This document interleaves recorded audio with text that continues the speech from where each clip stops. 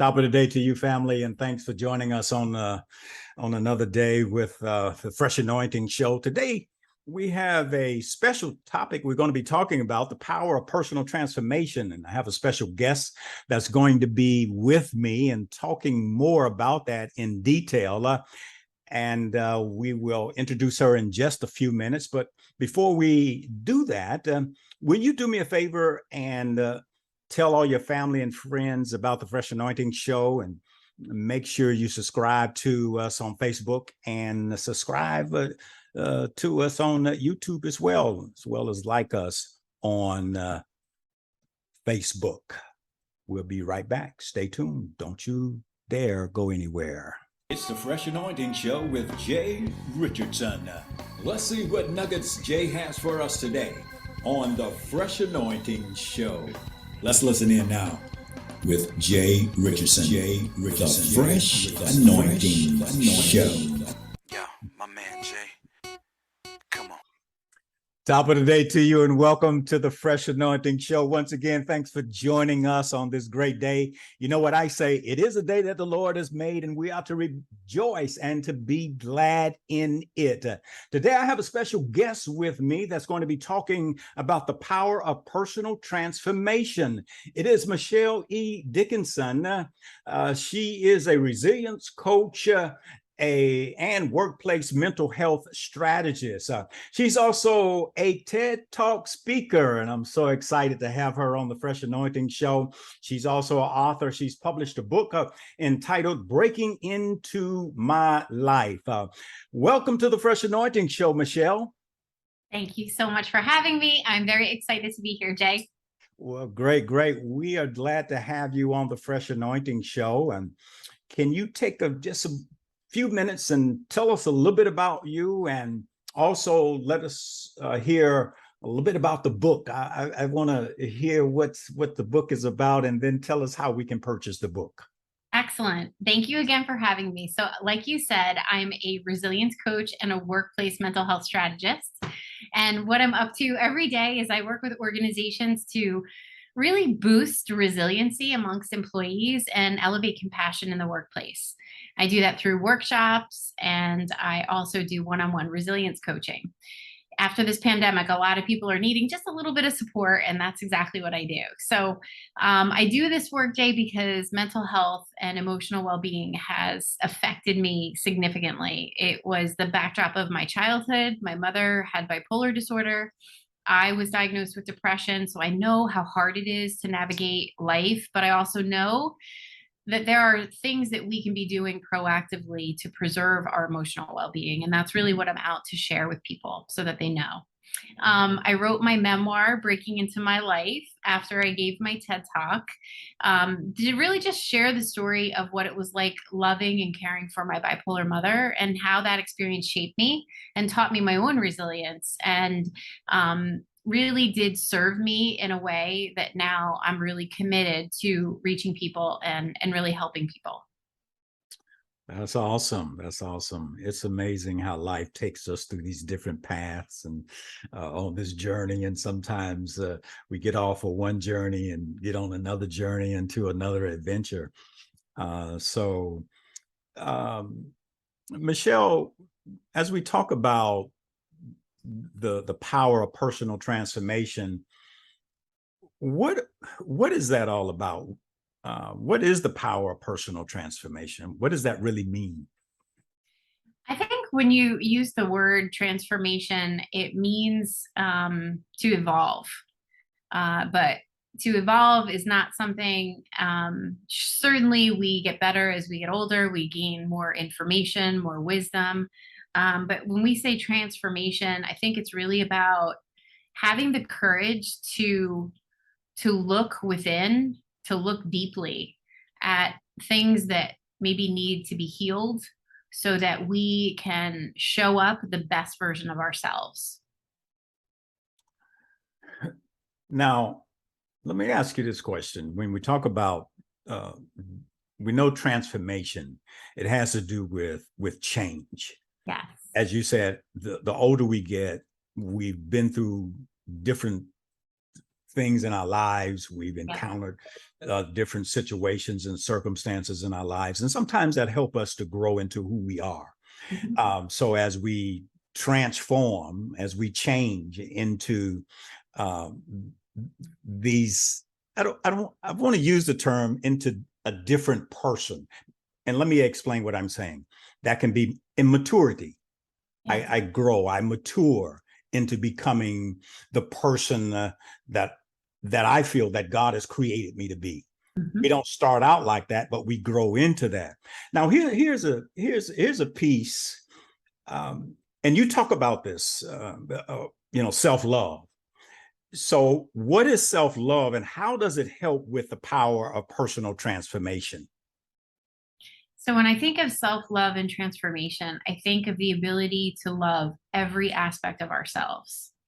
It's easy to love the good side, the good stuff about us. It's easy to love the things that we're proud about, but it's not so easy to love the other stuff. And that's the stuff that we try to distance ourselves from, maybe pretend it's not there, but we all have it. And it's what makes us a full and whole person, are those aspects of ourselves that we know we need to work on.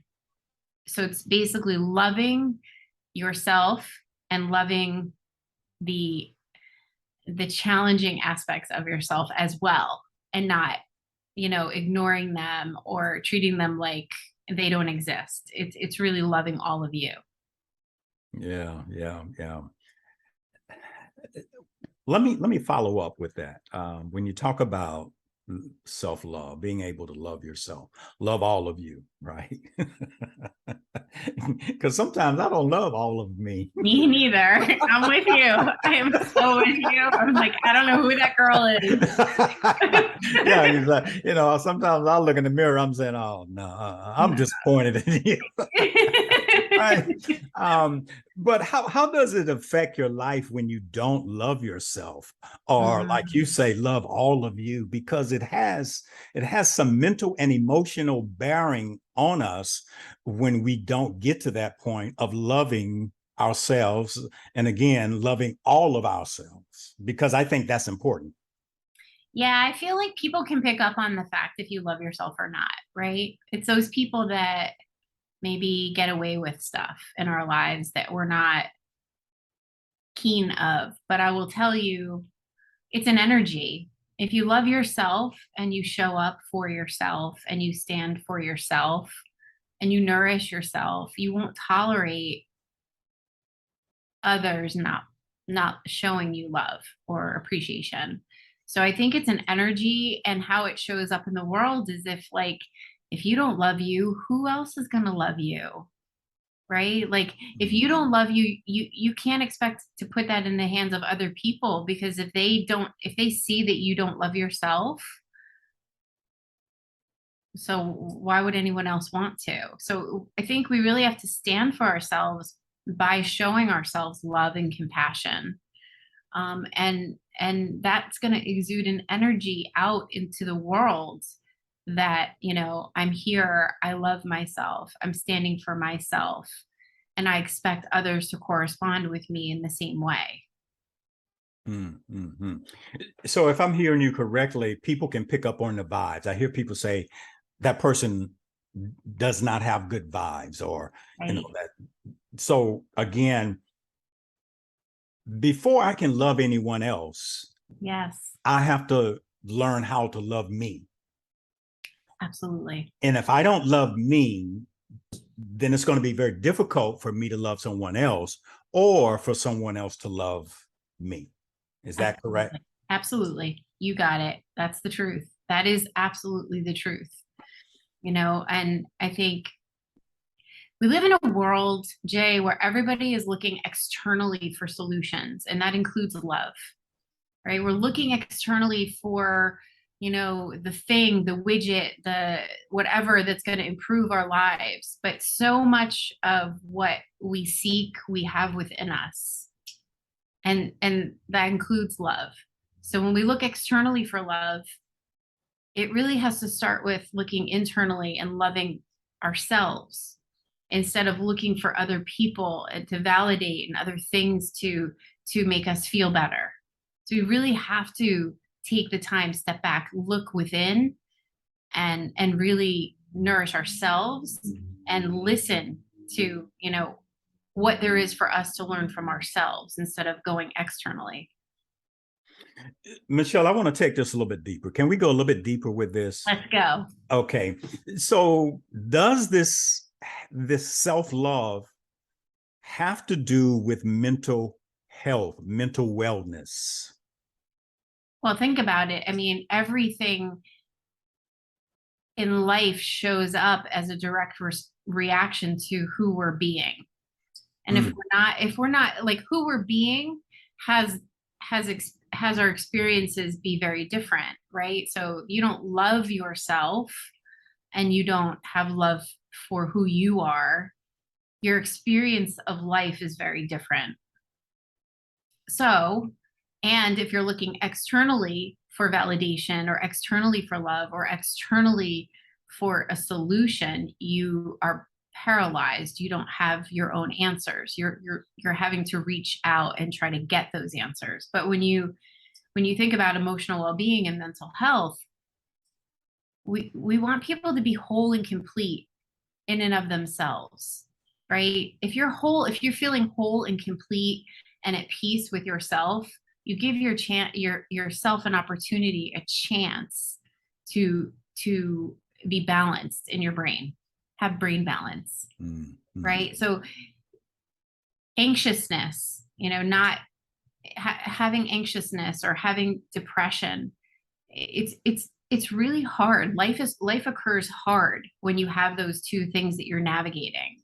So I think it definitely does correspond, because if you're at peace and you're feeling that you're whole and complete and you're at peace with who you are because you love yourself, it gives you a fighting chance to deal with the stress and anxiety that come at us in the real world. Wow.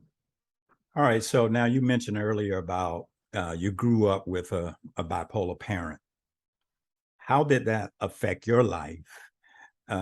And a follow-up to that, what did it take to reclaim yourself going through that challenge growing up? Yeah, it's interesting. You only know what you know. And as a child, you navigate life as it comes at you. There's a lot of people who have been through things in their childhood. And they just go, I don't know how I arrived unscathed, because that was not easy. That would be me. We all have stuff, but we all have stuff. So my Right. stuff happened to be a mother with bipolar, but you have stuff. A lot of people have stuff because those are our most formative years when we're young, right? So that affects us. So, but I didn't know any better. I knew what I knew, right? So it wasn't until I was older that I realized, oh, well, my mom is not quite like my girlfriend's mom's. She's different, right? So I was just happy that I survived the situation and I got a good job and I was a contributing member of society, to be totally honest with you. I was like, all right, I'm good. I made it out in one piece. But that experience taught me a lot. It taught me how to have compassion for someone who's suffering. It taught me how hard it is to feel paralyzed, that you can't help someone who's suffering with a mental illness, so hard. But it also taught me, and I want to talk now to the people who have loved ones in their lives that they're caring for. It also taught me that there's no amount of sacrifice that I could make and depletion of myself that I could endure that would make their situation better. So a lot of caregivers, including myself as a young child or an adolescent, would give and give and give and give until I was thoroughly depleted. And then I was depleted and she was still sick. So we have to remember to put the oxygen mask on ourselves. We have to take care of ourselves. So if I could say anything to caregivers, is you must take care of yourself or you will be no value to your loved one. So how I went about reclaiming myself was, first of all, mental health prevented me, the stigma from it prevented me from even talking about it. So when I was invited to give my TED Talk, it opened everything up again. And it gave me confidence. I didn't have a lot of confidence growing up with a mother who was ill. It gave me confidence that what I had to say and what I had to share could actually make a difference for people. And that gave me the confidence to write my memoir. And so the book, Breaking Into My Life and Reclaiming Myself, is basically the whole idea for me was finding my truth and honoring myself, getting away from the shadows of the illness and blame, and understanding that I have the pen in my hand, and I get to write the next chapter of my life. I'm not just the daughter of a bipolar mother. I am someone who gets to create my future. So reclaiming myself meant forgiveness, forgiving my mother, separating my mother from her illness, loving my mother, hating the illness, and being able to say, okay, that's what happened, and now I get to create my future. So reclaiming myself is really all about, what am I going to do with this one precious life? Yeah. I understand where you are. For me, I'm not going to go into the whole thing about me and my story, but it was challenging in growing up. And what helped me, when we talk about the power of personal transformation, and when you think about the word personal, that means that I have something to do with that. I can't just depend on other people to Right. help me, Right. but I have to be a part of that. I have to want that.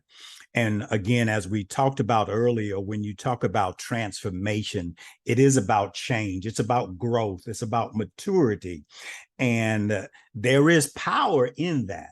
Yes. When you can take hold of making sure, as you talked about, you had the pen in your hand, you were going to rewrite this story. Yes. You were not going to allow this story to be you. Right. You were going to transform Yes. into the person that you felt was going to be somebody and to be able to help other people. Yeah. For me, at 17 years old, I graduated from high school. I started going to college, but I was tired of all that I had been going through in life, growing up as a young child, as a teenager.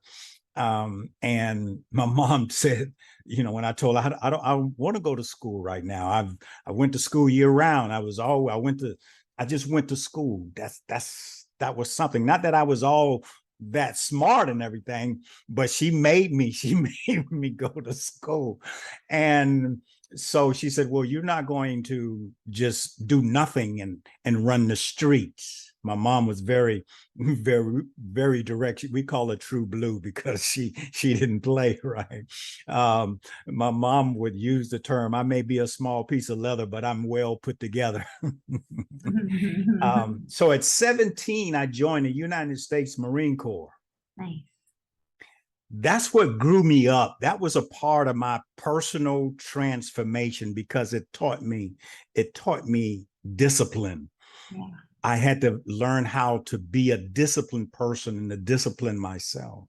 Right. Not perfect. None of us are going to be perfect as we live this life, but we have to make sure that we move into taking responsibility, as you talked about earlier, the self-love, learning how to love yourself. Right. And then personal, again, transformation. I'm transforming into someone that's going to be able to help other people in this world. Right. Right. It takes something though, just like it took you to go into the Marine Corps, it takes courage to look in the mirror and say, all right, I need to go to work here. There's some stuff I got to go to work on. I mean, it's not sexy to go through transformation. It's hard. You really got to look at yourself and say, why am I the way I am? And start peeling back the layers and understand it. I mean, I always thought that I loved myself, but I really didn't. I did a program a few months ago, and I really got for myself that, I thought I loved myself, but it wasn't until I realized that I don't care if you choose me. I choose me. I don't care if you choose me. It doesn't matter. And that was huge for me because I still was always looking for other people's acceptance and validation, even though I thought I loved myself. So when I got for myself that I don't care if you choose me, because the most important person has to choose me, and that's me.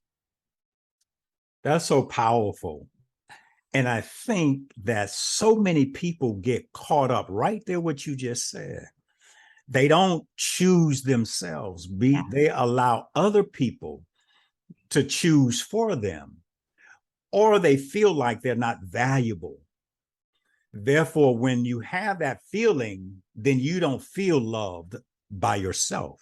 Right. Then what happens, and you tell me I may be off track here, but when you don't love you, when you don't take the responsibility for you, and again, going back to personal transformation, then you reach out and you seek people to validate you. Yes. And then you get caught up with the wrong company.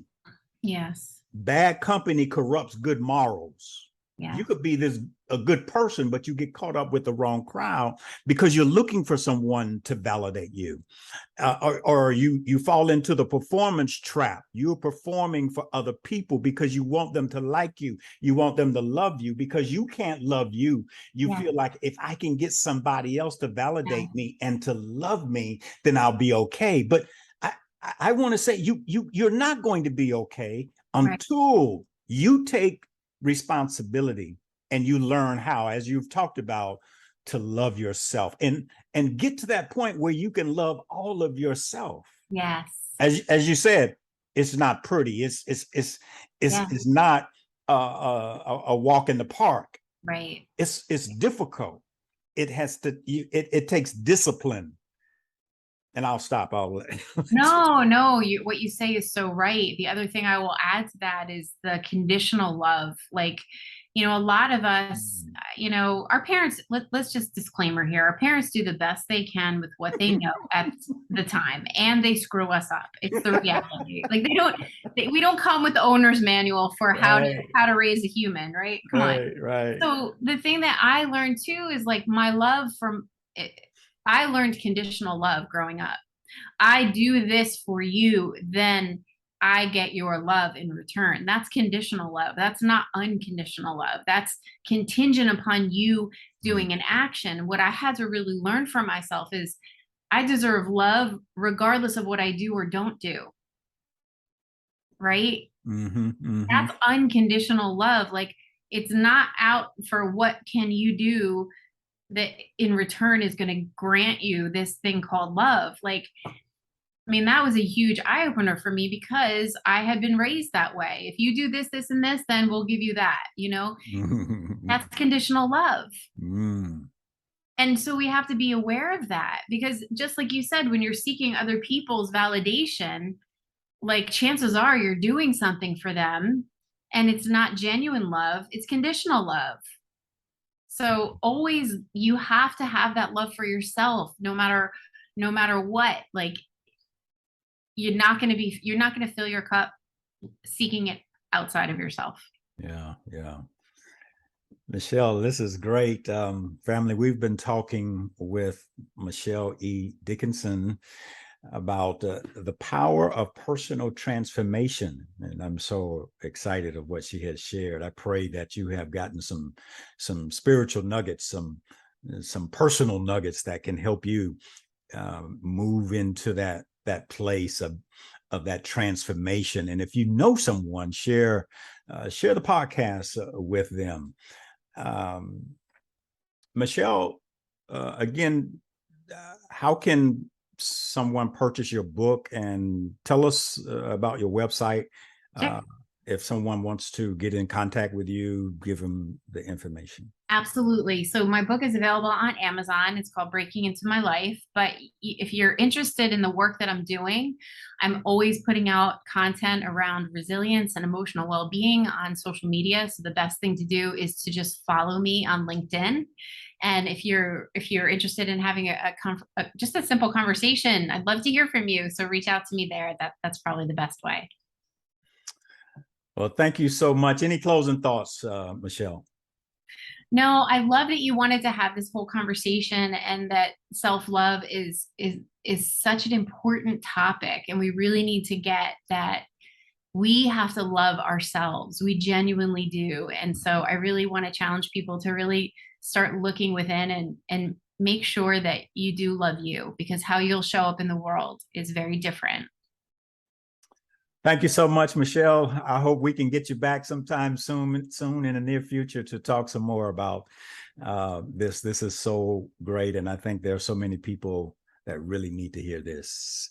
Well, family, thanks for joining us. Until the next time, may the Lord bless you real good.